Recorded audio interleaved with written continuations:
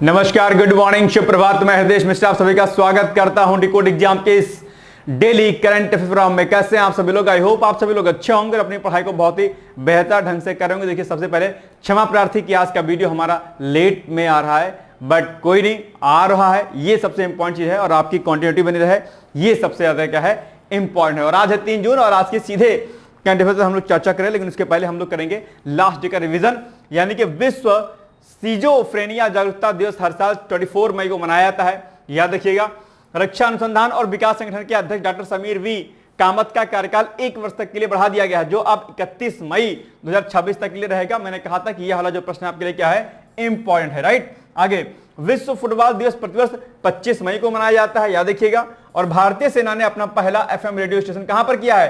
पंचसूल pulse जो है आपका, ये उत्तराखंड के पिथौरागढ़ जिले में किया गया है। तो ये पॉइंट भी आपको क्या करना है, याद रखना है, आपके लिए बड़ा इंपॉर्टेंट पॉइंट है, ठीक है। पहला FM है जो है सेना का हमारे, है ना। चलिए, एलन मस्क ने अमेरिकी राष्ट्रपति डोनाल्ड ट्रंप के वरिष्ठ सलाहकार पद से जो है इस्तीफा देने की घोषणा कर दी है। एक बड़ा इंपॉर्टेंट पद था, लेकिन उन्होंने जो है क्या कहा है कि भैया हम अब नहीं रहेंगे आपके साथ, ठीक। तो ये भी ये पॉइंट याद रखिएगा। आगे, अंतर्राष्ट्रीय शांति सैनिक दिवस हर वर्ष कब मनाया जाता है? 29 मई को मनाया जाता है। यह भी पॉइंट आपको याद रखना है।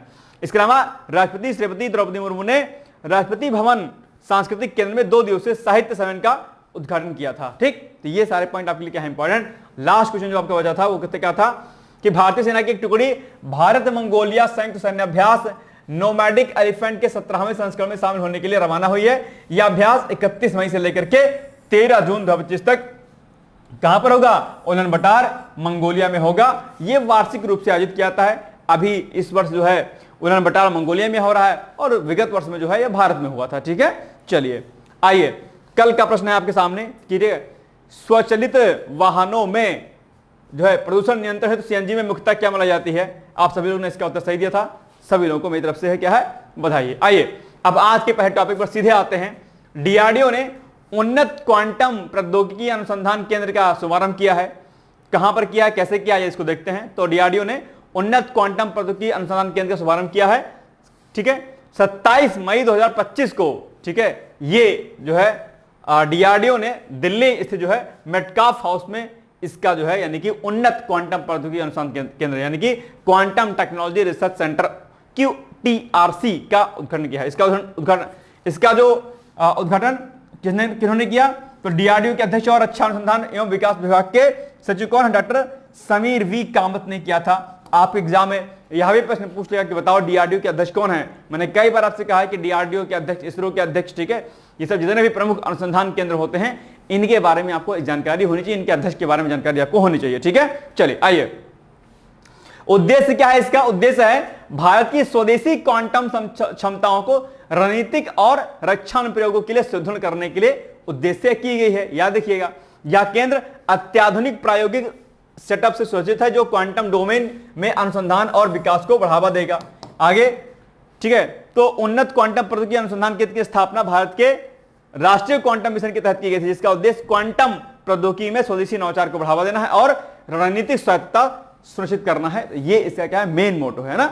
हो सकता है पूछ ले आपसे। अब बताइए, आपके सामने प्रश्न है कि निम्नलिखित कथनों में कौन से कथन क्या है सही, यानी कि राइट स्टूडेंट आपको बताना है। नंबर 1, रक्षा अनुसंधान विकास संगठन यानी कि DRDO ने दिल्ली स्थित मेटकाफ हाउस में उन्नत क्वांटम प्रौद्योगिकी अनुसंधान केंद्र का उद्घाटन किया है। बिल्कुल सही बात है, किया है, कोई दिक्कत नहीं है। आगे, इसका उद्देश्य भारत की स्वदेशी क्वांटम क्षमताओं को रणनीतिक और रक्षा अनुप्रयोगों के लिए सुदृढ़ करने के उद्देश्य से की गई। बिल्कुल सही बात है, यानी कि पहला कथन भी सही है, दूसरा भी सही है, यानी कि सी इज द राइट आंसर। कोई दिक्कत वाली बात यहां पर आपके लिए क्या है, नहीं है, ठीक है। तो इसी तरीके से आपको क्या काम करना है, चीजों को याद रखना है, ठीक है। चलिए, आगे बढ़ते हैं। 46वां यानी कि 46वां आसियान शिखर सम्मेलन। भाई साहब, एक बात ध्यान रखिएगा, ये जो आपके आसियान शिखर सम्मेलन होते हैं वो क्या होते हैं, बड़े इंपॉर्टेंट होते हैं, ठीक है। और मैंने कई बार कहा है कि आसियान के बारे में आपको जानकारी बखूबी होनी चाहिए, ठीक है। तो 46वां यानी कि 46वां जो आसियान शिखर सम्मेलन कब से कब तक हुआ है? 26 to 27 मई 2025 को मलेशिया की राजधानी कहां पर? कुआलालंपुर में आयोजित किया गया है। याद रहेगा पॉइंट। आगे, मलेशिया के प्रधानमंत्री दातो सेरी अनवर इब्राहिम ने इस सम्मेलन की क्या की है? अध्यक्षता की है। तो हो सकता है कभी आपसे यह भी पूछ ले कि भाई इसकी अध्यक्षता किसने की है, तो आपको नाम ये याद होना चाहिए, ठीक है। सम्मेलन का मुख्य विषय क्या था, यानी कि थीम क्या थी?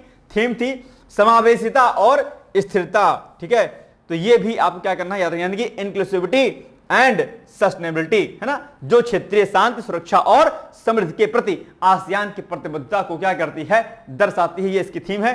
थीम भी आपके लिए इंपॉर्टेंट हो जाती है। कई बार अंतरराष्ट्रीय जो आयोजन होते हैं बड़े बड़े, ठीक है, संगठनों के, उनकी थीम आपकी परीक्षा के लिए क्या होती है, इंपॉर्टेंट होती है। राइट, आगे प्रमुख बिंदुओं की अगर बात करें तो सम्मेलन में कुआलालंपुर घोषणा यानी कि आसियान 2045 हमारा साझा भविष्य को अपनाया गया, जो अगले 2 दशकों के लिए राजनीतिक सुरक्षा, आर्थिक, सामाजिक, सांस्कृतिक और कनेक्टिविटी के 4 स्तंभों पर आधारित विकास की दिशा को तय करता है। ठीक है, तो ये भी पॉइंट आपको याद रखना है। दूसरा, म्यांमार संकट पर चर्चा की गई यहां पर।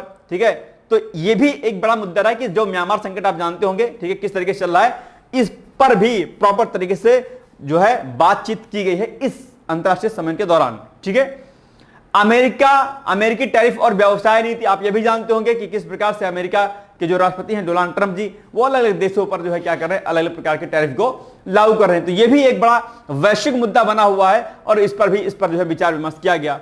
इसके अलावा तिमोर लेस्ते की सदस्यता, यह भी चर्चाओं में रहा है। आप जानते हो कि तिमोर लेस्ते को आसियान का 11वां सदस्य बनाने की दिशा में प्रगति हुई है। मलेशिया के प्रधानमंत्री ने संकेत दिया कि 3 अक्टूबर 2025 में होने वाले अगले शिखर सम्मेलन में तिमोर लेस्ते को पूर्ण सदस्यता जो है दी जा सकती है, पूर्ण सदस्यता जो है इसको मिलेगी।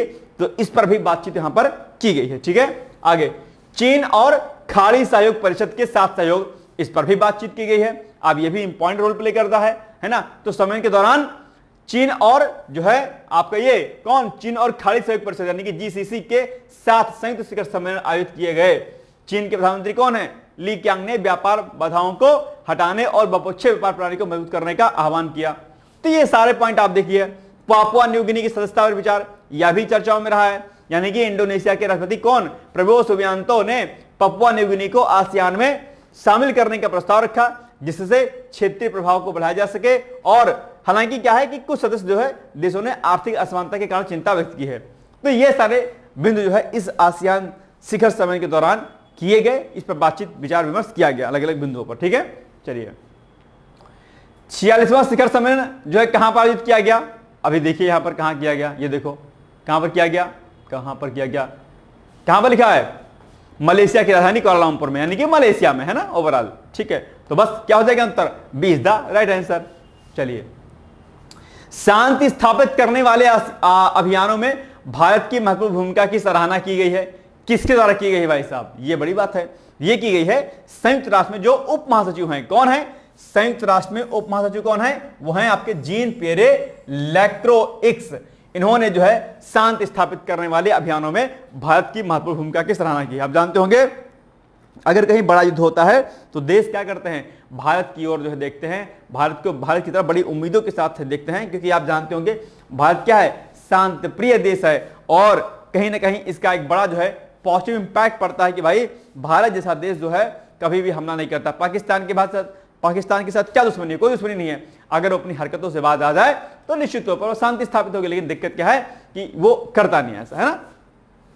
जीन पियरे ने कहा कि भारत न केवल सैन्य बल और पुलिस की तैनाती के माध्यम से महत्वपूर्ण योगदान देता है, बल्कि शांति सैनिकों के खिलाफ अपराध करने वालों को भी न्याय के कटघरे में क्या करता है, लाता है। ठीक है, तो ये भी बातचीत जो है मतलब ओवरऑल प्रधानमंत्री नरेंद्र मोदी के साथ देश की जो है क्या की गई है, तारीफ की गई, खासकर भारत की तारीफ की गई है ओवरऑल, है ना। तो ये बड़ी बात है अपने आप में। चलिए बाकी कुछ और पॉइंट यहां पे लिखे हैं, आप इसको भी पढ़ सकते हैं भाई किस तरीके से उन्होंने तारीफ की बात में। ठीक है, और भारत शांति सैनिकों के खिलाफ होने वाले अपराधों के लिए जवाबदेही को बढ़ावा देने के उद्देश्य से स्थापित मित्र समूह के 39 सदस्यीय संगठन का प्रमुख है, जिसकी स्थापना कब हुई थी, वर्ष 2022 में की गई थी। ये भी पॉइंट अपने आप में क्या इंपॉर्टेंट है। ठीक है, बाकी रही बात संयुक्त राष्ट्र की, तो आप सभी लोग जानते होंगे इसकी स्थापना होती 24 अक्टूबर 1945, स्थान सैन फ्रांसिस्को अमेरिका में हुई थी। ठीक है, चलिए सदस्य देश शुरू में 51 देश थे और 2025 तक 193 देश हैं। मुख्यालय इसका कहां पर है, न्यूयॉर्क सिटी, संयुक्त राज्य अमेरिका में है। उद्देश्य क्या है इसका, उद्देश्य सारे सारे आप लोग यहां पर पढ़ लीजिएगा। उद्देश्य आप एग्जाम के क्या हो जाते हैं, जरूरी होता है। ठीक है, तो अंतरराष्ट्रीय शांति और सुरक्षा बनाए रखना, राष्ट्रों के बीच मित्रता को बढ़ावा देना, गरीबी, भूखमरी, बीमारी, अशिक्षा ऐसे वैश्विक मुद्दों पर ध्यान केंद्रित करना, उसको दूर करना, और मानवाधिकार यानी कि ह्यूमन राइट्स की क्या करना, रक्षा करना। तो ये क्या है इसके उद्देश्य संयुक्त राष्ट्र के। संयुक्त राष्ट्र महासचिव कौन है, संयुक्त राष्ट्र महासचिव जो हैं एंटोनियो गुतेरेस, है ना। बस चलिए, मुख्य अंग इसके कई सारे संयुक्त राष्ट्र के, जैसे कि सुरक्षा परिषद, सिक्योरिटी काउंसिल, ठीक है। इसी सिक्योरिटी काउंसिल में जो 5 अस्थायी सदस्य होते हैं उसमें भारत को शामिल करने की बात कही जा रही है, ठीक है। चीन अड़ंगा जो है लगा दे रहा है, इसकी वजह से भारत को सिक्योरिटी काउंसिल में अभी तक शामिल नहीं किया गया है, बट हो जाएगा कभी न कभी। महासभा जनरल असेंबली होती है, एक होती है आर्थिक और सामाजिक परिषद, जिसको सामाजिक और आर्थिक विकास पर काम करता है। ये अंतर्राष्ट्रीय न्यायालय ICJ, है ना, इंटरनेशनल कोर्ट ऑफ जस्टिस, ये भी बड़ा इंपॉर्टेंट है ना, देशों के बीच कानूनी विवादों का निपटारा करता है। और सचिवालय यानी कि सेक्रेटरीट जो है उसका, ये प्रशासनिक कामकाज और महासचिव के नेतृत्व में काम करता है। ये एक बड़ी चीज है, एक अंतर्राष्ट्रीय न्यायालय आपका ICJ और ये आपका सुरक्षा परिषद, ये दो इंपॉर्टेंट जो है इसके क्या है पार्ट है अपने आप में संयुक्त राष्ट्र के, है ना। चलिए अब बात आइए, अब आप इसका उत्तर मुझे जरा खुद बताइए कि इसका उत्तर क्या होगा। मैं आपको देता हूं टाइम और टिक टिक घड़ी जो है आगे चल रही है, और मुझे बताइए कि इसका उत्तर क्या होगा। देखते हैं कि आप लोग नींद में हो या जो है दोपहर में खाना खा के सो गए हो, क्या है आपका। आइए भाई साहब, आइए आगे बढ़िए, बताइए कैसे होगा, इसका उत्तर क्या होगा। मुझे इसका उत्तर आपसे चाहिए एनी हाउ, बताइए क्या होगा इसका उत्तर। 3 कथन इसमें दिए गए हैं भाई साहब, है ना, 3 कथन है, ठीक है। चलो, तो अगर आप पढ़ेंगे तो आप ये पाएंगे कि इसमें दरअसल क्या है, 3 के तीनों कथन क्या है आपके सही हैं, है ना। तो यानी कि आपका क्या हो जाएगा, सी इज द राइट आंसर। बस बात खत्म हो गई। चलिए, भारतीय खाद्य सुरक्षा तथा मानक प्राधिकरण अभी ये चर्चाओं में रहा है, ठीक है। FSSAI, सभी लोग इसके बारे में बखूबी जानते होंगे, इसका टैग भी आप लोगों ने अलग अलग प्रोडक्ट में देखा होगा ना, FSSAI का। तो भारतीय खाद्य सुरक्षा तथा मानक प्राधिकरण ने खाद्य व्यवसाय संचालकों से खाद्य लेबलिंग और प्रचार में 100% दावों का उपयोग ना करने की सलाह दी है कि भैया आप तो सब यही सब कुछ है। गलत बात होती है, कुछ ना कुछ कमी डेफिनेटली रहती है। तो ये कहा FSSAI ने कहा कि भाई आप 100% दावा काहे करते हो बिना मतलब वाला ना। ये एक तरीके से जो है कस्टमर को बेवकूफ बनाने की बात होती है एक तरीके से, है ना। इसी रूप में जो है FSSAI ने, ठीक है, यानी कि FSSAI ने जो है समझाया है भाई साहब कि भैया सुधर जाओ, है ना। क्योंकि इससे क्या होता है, कंज्यूमर जो है क्या होता है, इसके साथ धोखा होता है ना। चलिए ठीक है, भ्रामक है ये अपने आप में इतना कहना। भारतीय खाद्य सुरक्षा तथा मानक प्राधिकरण ने जारी एक सलाह में खाद्य उत्पाद लेबल और प्रचार प्लेटफॉर्मों पर 100% शब्द के उपयोग में उल्लेखनीय वृद्धि को उजागर किया है अपने आप में, ठीक है। आप जानते होंगे समय समय पर FSSAI कहीं ना कहीं जो है इन कंपनियों के ऊपर कुछ ना कुछ जो है प्रतिबंध या कोई सुलह या कुछ भी ऐसी चीजें कहता रहता है, ठीक है। बाकी FSSAI के बारे में अगर आप जानकारी प्राप्त करेंगे तो क्या है, यह भारत सरकार की एक स्वायत्त संस्था जो देश में खाद्य सुरक्षा यानी कि फूड सिक्योरिटी और मानकों के यानी कि जो पैरामीटर्स होते हैं फूड्स के, उन पर ध्यान देती है कि भाई कोई कुछ करप्शन तो नहीं कर रहा है, कोई कुछ गलत प्रोडक्ट तो नहीं बेच रहा है। तो ये भी आपके क्या इंपॉर्टेंट है। और इसकी स्थापना कब होती है, 2006 में होती है, ठीक है। खाद्य सुरक्षा और मानक अधिनियम 2006, है ना, यानी कि food safety and standard act 2006 के तहत जो इसकी स्थापना 2006 में की गई थी। और ये बाकी इसके पॉइंट दे रखे हैं कि क्या क्या इसका काम है, किस प्रकार से चीजों को करता है। तो इसको आप क्या करिएगा, पढ़ लीजिएगा अच्छी तरीके से, ठीक है। चलिए, भारतीय खाद्य सुरक्षा तथा मानक प्राधिकरण के संदर्भ में निम्नलिखित कथनों में से कौन सा कथन सही नहीं है, यानी कि रॉन्ग स्टेटमेंट आपसे पूछ रहा है। तो भारतीय खाद्य सुरक्षा तथा मानक प्राधिकरण ने खाद्य व्यवसाय संचालकों से खाद्य लेबलिंग और प्रचार में 100% दावों का उपयोग न करने की सलाह दी है, बिल्कुल सही बात है। और FSSAI की स्थापना 2008 में की गई थी, ठीक है, इस एक्ट के तहत में। तो क्या सही पॉइंट है, नहीं सही पॉइंट है। हालांकि लग तो रहा सही होगा लेकिन नहीं सही है। ये 2006 में की गई थी ना, इसी एक्ट के तहत में। Food safety and standard act 2006 के तहत जो है FSSAI की स्थापना की गई थी। ये क्या है, रॉन्ग है। तो क्या पूछा कौन सा सही नहीं है, सही नहीं है कौन सा, यही नहीं सही, यानी कि बी वाला, यानी केवल 2, है ना, ये हो जाएगा, ठीक है। गोवा ने 95% जो है साक्षरता मानक को पार कर लिया। अभी ये न्यूज में चर्चाओं में रहा, बड़ी बात है और ये आपके एग्जाम के बड़ा इंपॉर्टेंट प्रश्न है, ठीक है। और मजेदार बात है कि पहला स्टेट नहीं बना, ये दूसरा स्टेट बना है गोवा, है ना, जिसने 95% जो साक्षरता हासिल कर ली है। तो गोवा देश का दूसरा ऐसा राज्य बन गया है जिसने राष्ट्रीय स्तर पर तय किए गए 95% साक्षरता को के मानक को पार कर लिया है, ठीक है। और अब मुझे बताओ कि वो पहला कौन सा राज्य है जिसने इस मानक को पूरा किया है, जरा बताइए मुझे, कमेंट करके फट से बताइए मुझे कि पहला राज्य कौन है। दूसरा तो भैया गुजरात हो गया, लेकिन पहला कौन सा राज्य है, ये भी तो इंपॉर्टेंट है ना, बताओ मुझे। इसके अलावा ये जो घोषणा की गई, यह घोषणा 39वें राज्य स्थापना दिवस पर पणजी स्थित दीनानाथ मंगेशकर कला मंदिर में आयोजित भव्य समारोह में की गई इसी घोषणा की भैया गोवा ने इतनी सजगता को हासिल कर लिया है। मुख्यमंत्री कौन है? डॉक्टर प्रमोद सावंत ने गोवा को औपचारिक रूप से जो है ठीक है उल्लास नव भारत साक्षरता कार्यक्रम यानी कि न्यू इंडिया लिटरेसी प्रोग्राम के तहत जो है पूर्ण कार्यात्मक साक्षर राज्य घोषित किया अपने आप में। ठीक है, तो बड़ी बात है अपने आप में। यूपी इस मामले में पीछे है ना लिटरेसी रेट में।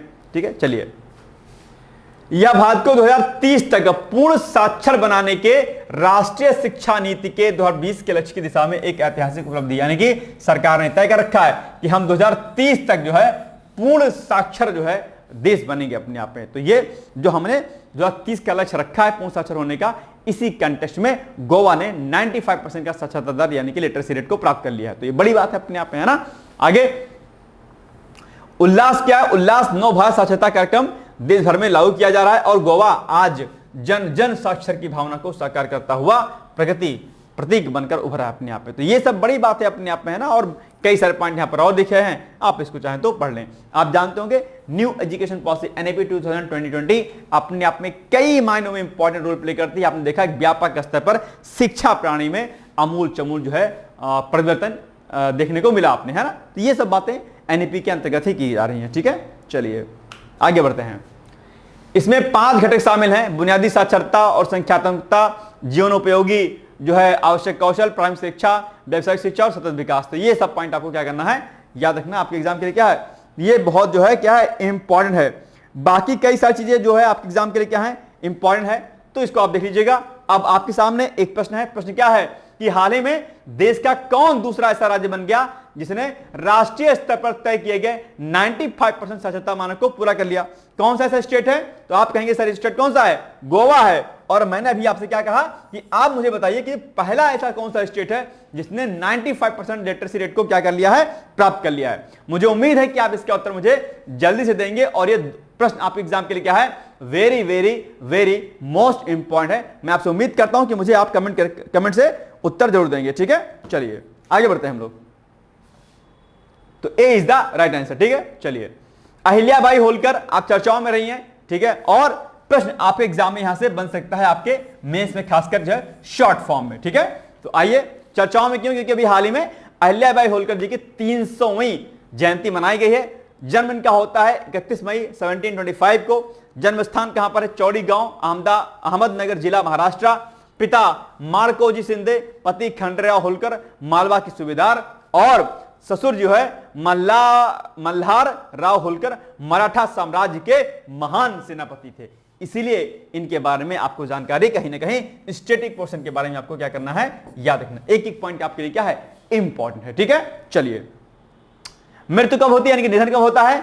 13 अगस्त 1795 को। ठीक है, तो ये पॉइंट आपको याद रखना है। मध्य प्रदेश में महेश्वर में। अहिल्याबाई के पति और पुत्र की मृत्यु के बाद उन्होंने 1767 में मालवा की गद्दी को संभाला था। अब ये फैक्ट आपके लिए क्या है, इंपॉर्टेंट है। ठीक है, अहिल्याबाई ने महेश्वर यानी कि मध्य प्रदेश को राजधानी बनाकर उसे कला, संगीत और धर्म का केंद्र बनाया। तो यही प्रश्न पूछ सकता है कि बताओ जब उन्होंने ये गद्दी संभाली जो है मालवा की, तो उसके बाद जो है कहां किसको राजधानी बनाया? तो आप कहेंगे महेश्वर, जो कहां पर है, ये मध्य प्रदेश में। ठीक है, तो ये भी क्या है आपके लिए इंपॉर्टेंट फैक्ट है। ठीक है, अब ऐसे ही कोई चीज चर्चाओं में रहा करिए तो आप उसके बारे में अच्छे से पढ़ लिया करिए, बस हो जाएगा। लेकिन दिक्कत क्या है कि आपको चैटियाएं समय नहीं मिलता होगा ना, जब चैटियाएंगे तभी मिलेगा टाइम। ठीक है, एक बार और ध्यान रखिए, जिंदगी में कभी किसी को अपने को किसी के सामने गुलाम मत बनने देना, जीवन में ध्यान रखना। ठीक है, अक्सर मेरे पास फोन्स और कॉल्स आते हैं कि सर ऐसा हो गया, सर वैसा हो गया। ठीक है, मैं as a teacher, as a friend, मैं आपको समझाना चाहता हूं कि अपनी स्वतंत्रता को ना हमेशा ताक पर न रखिएगा किसी के प्यार के नाम पर या किसी के भावनाओं के नाम पर कि फला व्यक्ति तो ऐसा करता है इसलिए ऐसा करता है। कई बार मेरे पास मैसेजेस कॉल्स आते हैं कि सर मेरे व्हाट्सएप का जो है एक्सेस इनके फोन में है, इनके फोन में ऐसा है वैसा है। ये सब हरकतें मत करिएगा। आप लोग मैच्योर इंसान है, सिविल सर्विसेज की जो है क्या करते हैं, तैयारी करते हैं। आप लोग शब्द सुनते होंगे गवर्नेंस में, क्या? Accountability and transparency is the key of क्या, गुड गवर्नेंस। ठीक है, तो अगर जीवन में भी अगर अच्छा जीवन अगर आपको प्राप्त करना है तो उसके लिए ट्रांसपेरेंसी इंपॉर्टेंट है। और ट्रांसपेरेंसी के लिए किसी के व्हाट्सएप को एक्सेस करके अपने फोन में रखना, ये क्या है, ये आपके राइट्स का वायलेशन माना जाता है एक तरीके से। It's not a love. I hope you आप सभी लोग इस बात को समझते होंगे। कई सारे लोग इसमें इस ट्रैप में फंसते हैं। एक महत्वपूर्ण बात और जो सबसे, क्योंकि अब कॉज बहुत सारी आती हैं, ये एक प्रॉब्लम सबसे सामने आती है कि सर स्टडी में डिस्टर्ब हो रही है, और उसके बेस पर सबसे बड़ा रीजन है, वो क्या है रीजन? वो रीजन आपके सामने क्या आता है? इसका आता है, ठीक है, इसका आता है। मैं ये नहीं कह रहा हूं कि it's not a good, it's a very very important for your life, but अभी के केस में यहां पर क्या मिलता है आपको? यहां पर मिलती है आपको धोखा मिलता है, धोखा समझ, चीटिंग मिलती है आपको। इसलिए आजकल जो है क्या करिएगा, बचिएगा। और आजकल खास एक जो है एक बहुत बड़ा स्कैम चल रहा है कि आजकल खासकर मेल या फीमेल, कोई भी है खासकर, हालांकि मेरे जो नजर में आया वो मेल के केस में आया कि मेल लोग क्या करते हैं, फीमेल्स को बोलते हैं कि हम बहुत गरीब हैं, हम बहुत परेशान रहते हैं, पढ़ाई का पैसा नहीं रहता है। और लड़कियां क्या करती हैं, जो पैसा उनके माता पिता उनको पढ़ने के लिए देते हैं, वो लोग अपने क्या करते हैं, अपने फ्रेंड को, बॉयफ्रेंड को जो है पढ़ाने में लगाती, खर्चा देने में लगाती। ये बेवकूफी वाली हरकतें कतई मत करिएगा, इस ट्रैप में आप लोग प्लीज मत फंसिएगा। ये बात मैं इसलिए कह रहा हूं क्योंकि विगत 1-2-4 महीने में मेरे पास ऐसे कई सारे केस आए हैं, इस केस के बिहाफ पे कह रहा हूं। और प्लीज ये एक्सेस फैक्सेस देना बंद कर दीजिए, ठीक है? नारी हो स्त्री हो, अपना सम्मान अपने हाथ में, ठीक है? इसके पीछे कोई लॉजिक नहीं होता कि फला वाला तो ऐसा करता है तो इसलिए ऐसा करता है। ये मैं इसलिए कह रहा हूं, एज ए टीचर मेरी नैतिक जिम्मेदारी है कि मैं आपको उस रास्ते पर ना ले जाऊं या ना चलने दूं जहां पर आपको क्या होगा, आपके पास चीटिंग आपको मिलेगी, जहां पर आपकी पढ़ाई डिस्टर्ब होगी और आप अपने जो माता पिता आपको पैसे देकर आगे पढ़ाते हैं, आप उन पैसों को क्या करें, दुरुपयोग करें। आई होप कि आप इस बात को समझ पा रहे होंगे और इस प्यार मोहब्बत के नाम पर अपने को बेवकूफ बनाना बंद कर दीजिए, ठीक है? प्लीज आइए आगे बढ़ते हैं। 2025 में अहिल्याबाई होलकर की कौन सी जयंती मनाई गई? ये बड़ा इंपॉर्टेंट है। तो अभी मैंने बताया 300 में, यानी कि D is the right answer, ठीक है? देखो ये सब बातें ना समझाने वाला कोई दरअसल होता नहीं है, राइट? तो मेरे चेहरे पर मत जाना, ठीक है? मैं कई बार कहता हूं कि चेहरे पर मत जाइएगा मेरा, आप लोग से बहुत बड़ा हूंगा मैं, लेकिन मैं बात इसीलिए समझाता हूं कि दुनिया जो है अपने आप में क्या करती है, खुद से परतंत्रताओं में जो है गड़चगड़ी रहती है। मैं कई बार कहता हूं कि विमेन इंपावरमेंट का जो कॉन्सेप्ट है वो कोई योजना, कोई व्यक्ति या विशेष या कोई पुरुष नहीं कर सकता है। महिलाएं खुद से विमेन इंपावरमेंट कर सकती हैं, जब तक वो अपने आप को स्वतंत्र नहीं करेंगी, तब तक खुद के जो है बेड़ियों में जकड़ के रखेंगे अपने आप को, है ना? तो किसी को अपना गुलाम जो है मत होने दीजिए, है ना? ये सब बातें गलत हैं। चलिए आगे बढ़ते हैं।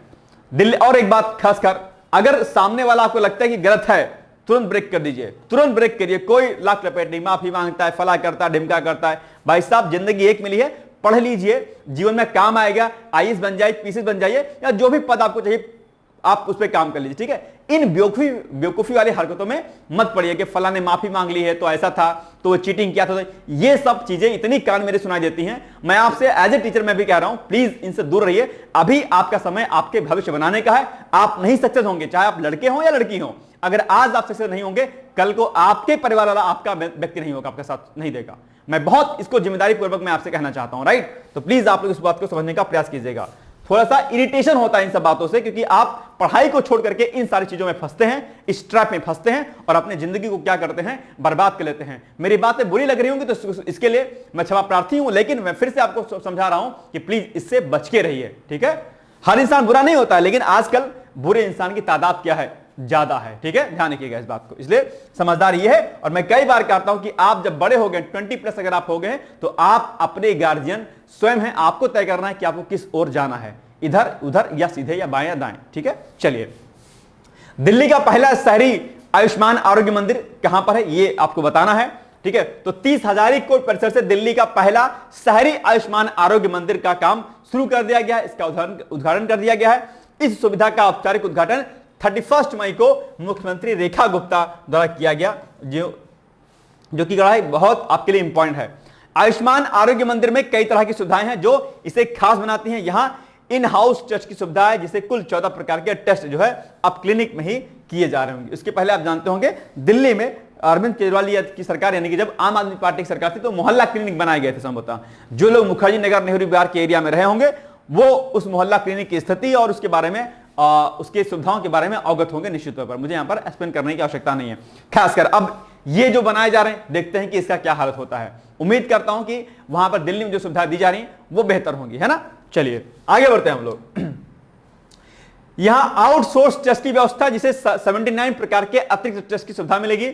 वहीं अब राष्ट्रीय स्तर के टीकाकरण की भी सुविधा जो है यहां पर उपलब्ध हो जाएगी, राइट? यह केंद्र रोजाना 9:30 से लेकर के 3:30 तक खुला रहेगा, और यहां पर एक मेडिकल ऑफिसर, एक नर्स, मल्टीपर्पज वर्कर और एक सफाई कर्मी की भी तैनाती यहां पर की जाएगी, ठीक है?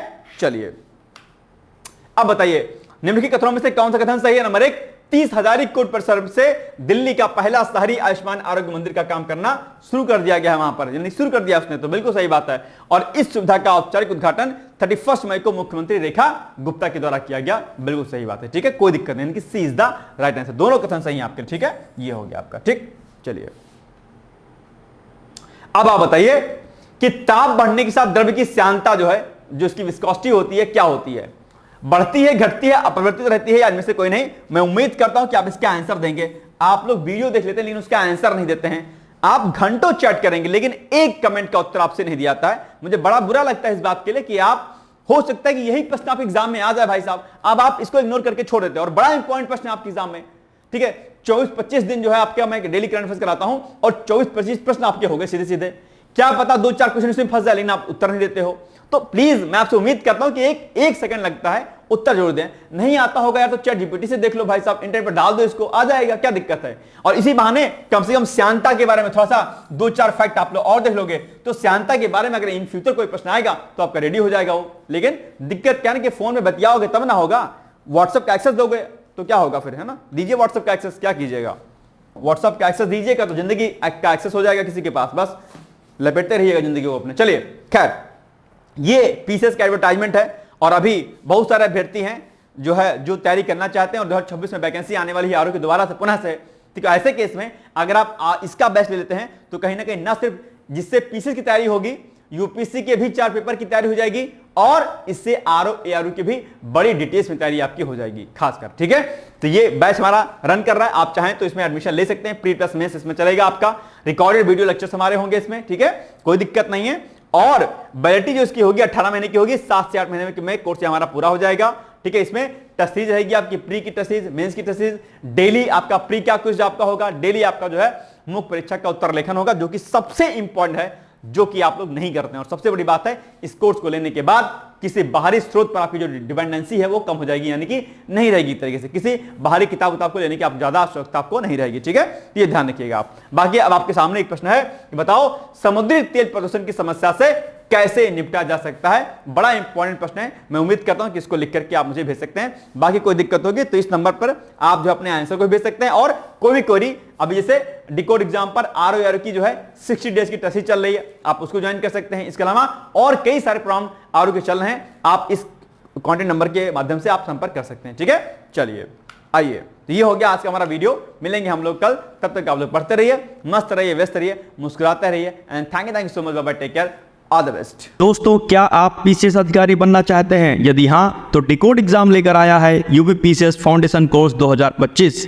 यह एक ऑल इन वन कोर्स है जिसमें प्रीलिम्स मेंस दोनों ही परीक्षाओं के लिए वीडियो लेक्चर, एनसीईआरटी और standard books based bilingual notes उपलब्ध कराया जा रहा है। इस कोर्स में प्री और मेंस के सभी प्रीवियस ईयर क्वेश्चंस पेपर भी वीडियो लेक्चर के माध्यम से कोर्स में सम्मिलित होंगे। साथ ही साथ में कोर्स का कंटेंट गुणवत्तापूर्ण होने के साथ ही साथ एग्जाम ओरिएंटेड है, जिससे कोर्स लेने वाले स्टूडेंट्स को कोई भी बाहरी पुस्तक या नोट्स पढ़ने की आवश्यकता न पड़े। इस कोर्स में प्रीलिम्स और मेंस के टेस्ट सीरीज तथा आंसर राइटिंग प्रोग्राम भी शामिल है, जिसके साथ ही साथ टेलीग्राम ग्रुप में रेगुलर टॉपिक वाइज टेस्ट कराए जाएंगे। इसके साथ ही सीसेट, निबंध तथा सामान्य हिंदी की अतिरिक्त कक्षाएं भी चलाई जाएंगी तथा हमारे कोर्स से परीक्षा में सफल होकर इंटरव्यू देने वाले विद्यार्थियों को इंटरव्यू की भी तैयारी कराई जाएगी और अंतिम परिणाम कुछ भी हो, पूरी फीस उन्हें रिवार्ड के स्वरूप जो है वापस कर दी जाएगी तथा अगले बैच में उन्हें निःशुल्क प्रवेश प्रदान किया जाएगा। उल्लेखनीय है कि डिकोड एग्जाम एक संस्थान के रूप में 5 वर्ष के अपने सफल कार्यकाल में अब तक 55 से अधिक विद्यार्थियों को विभिन्न परीक्षाओं में अंतिम सफलता दिलाने में अपना सफल योगदान दे चुका है। इस कोर्स की फीस 15,000 रुपये निर्धारित की गई है, लेकिन पहले प्रवेश देने वाले 100 विद्यार्थियों को 3,000 रुपये की विशेष छूट दी जा रही है। और अधिक जानकारी के लिए हमारे संस्थान के नंबर 6307495944 पर संपर्क करें।